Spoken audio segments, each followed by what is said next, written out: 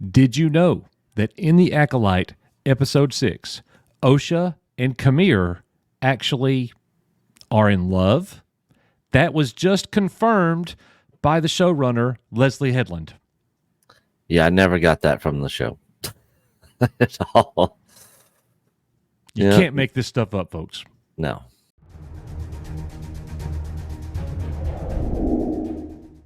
Hey, everybody, welcome back to Echo Base Network. Coverage on the Acolyte in Star Wars all the time. Thank you very much for being here. We're just two old Star Wars fans that would like to see it return back to, I don't know, mid at least. I mean, I'd settle for mid at this point. That's my point. So look, we're looking at this article. Leslye Headland says it's so clear what's going on between OSHA and Camille in the Acolyte. Three things. Leslye Headland discusses the enemies to lovers dynamic between OSHA and Camille. The other two things don't even matter. Like, what? When I read that, like, I guess only the Reylos got it.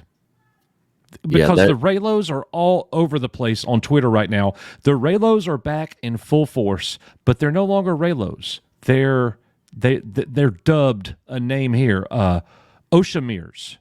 They're called OSHAMIRs now. OSHA and Camille. This is actually sickening what we're about to read here from Collider, who has been ruthlessly attacking any critics of this show. It's very fitting that they're the ones that come out with this interview. So Collider says, 1 year ago, I looked you in the eyes at Star Wars Celebration. They're talking to Leslye Headland. And I asked you if we were getting enemies to lovers in the Acolyte, and look at us now. Who would have thought? Headland says, we made it. She laughs. Somehow we made it. I was terrified when you asked me that question because I'm not a great actor. I was just like, just tell her no and move on. And then the interviewer says, there was definitely panic in your eyes. How does she know? Luckily, it wasn't recorded. It wasn't on video. It's only up here in my mind. And Headland says, thank God. But it's so great that we do get to see this dynamic. There's a little bit of a debate right now in the fandom about what name we're going to go with for the ship, the relationship. Stupid. There are two right now. It's OSHAMIR and then OSHAMIR. What's your take on that? I cannot believe that we're actually talking about this. Leslye Headland says, I like OSHAMIR personally. I like her full name. Well, actually, her full name was OSHAMIR or something like that. Yeah. We saw that in the third episode. I don't know how the heck I remember that. Look, here's what's crazy. You saw, that's as much as she says about it, but then after 3 or 4 more questions, Leslye Headland in the middle of this interview says, I would like to go back and talk about OSHAMIR again. Yeah. Literally. What's the influence of the show? Crouching Tiger, Hidden Dragon. There's so many influences. You mentioned something here. One of the reasons I like the Acolyte so much, which is why the way that Camille has really picked apart who the Jedi are. Then they get into the whole Jedi thing, which we say they're making the Jedi look incompetent and bad and stupid, and possibly corrupt. We don't know what's going on with Soul.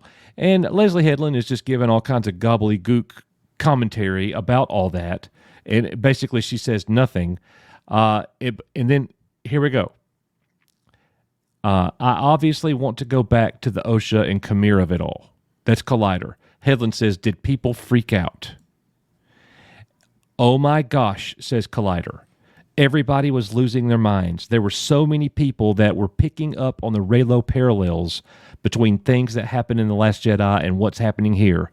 Something that I was really struck by is the fact that as much as it feels like a response to those dynamics, it also now informs Reylo because it is before chronologically in the timeline. So now it's such a beautiful wibbly-wobbly, timey-wimey vibe, whatever all that means. Okay. How many of those parallels are intentional? How much of that is being informed by what we saw in The Last Jedi? And here's Leslye Headland. There are 2 examples I'll use. Honestly, with Kylo and Rey, there was just one moment that was sort of the seed that planted the tree of this relationship. It was just Adam Driver's delivery when he says, join me. And then they cut to her, and then he says, please, in this incredibly vulnerable, almost heartbreaking way, where you understand how lonely and lost this guy is because he murdered his dad. You see it in his performance before the Leia moment in that movie. But it was specifically him standing in front of her and showing himself in such a vulnerable place. And then she says, I wouldn't say I took too much from the dynamics after that, because the second thing that was really important to me was that OSHA never tried to turn him. I don't want to say I didn't like that dynamic. I just think it's a dynamic I wasn't interested in. Because a lot of ETL is like, there's good in you, blah, blah, blah. I think when she sees him straight up murder people, she's not like, there's good in you.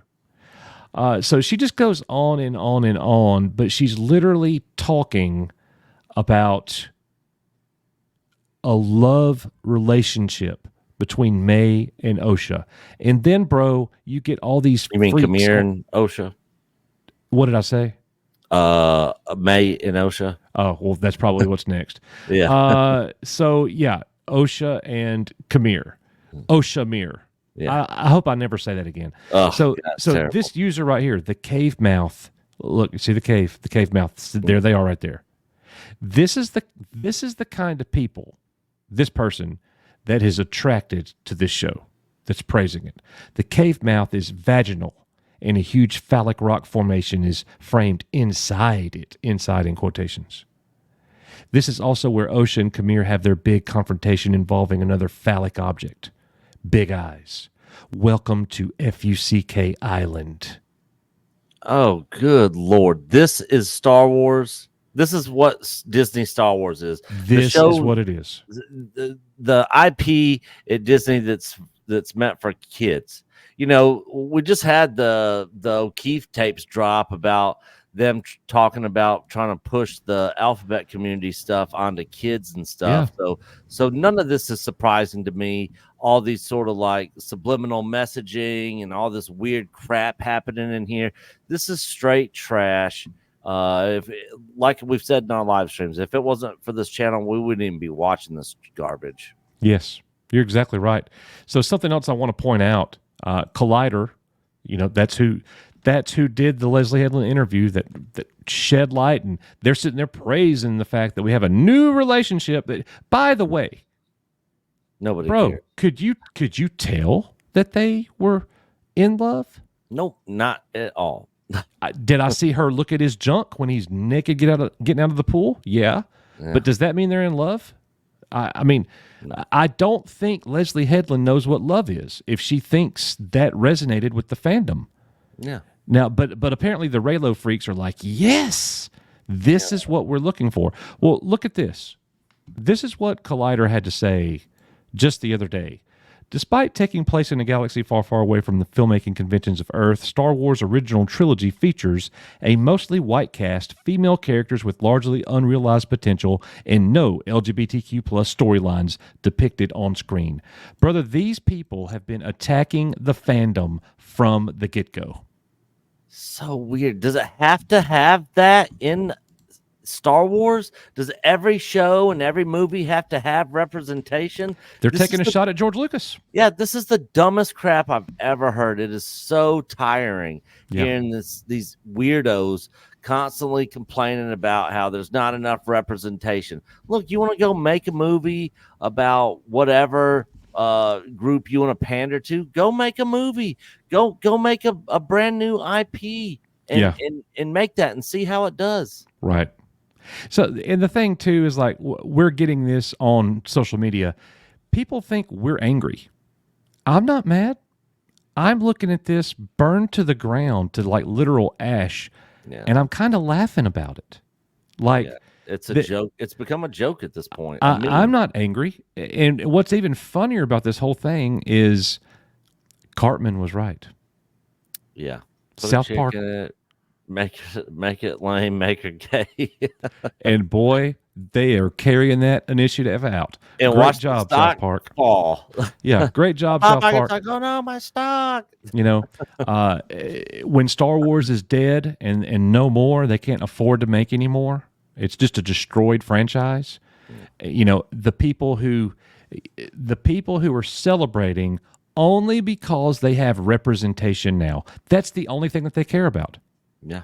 It doesn't have to be a well-written story. It doesn't have to have good direction. It doesn't have to have good editing. It doesn't have to have a good production from top to bottom. All they have to have is representation. You check their box, and they're in your corner. Those are the people you have, Disney, and there aren't very many of them. Nope, not at all. Anyways, guys, let us know in the comments what you think. The OSHAMIR. Oh my gosh, I'm about to vomit. Let us know in the comments. We are your Echo Base Network. See you on the next one. Bye, guys.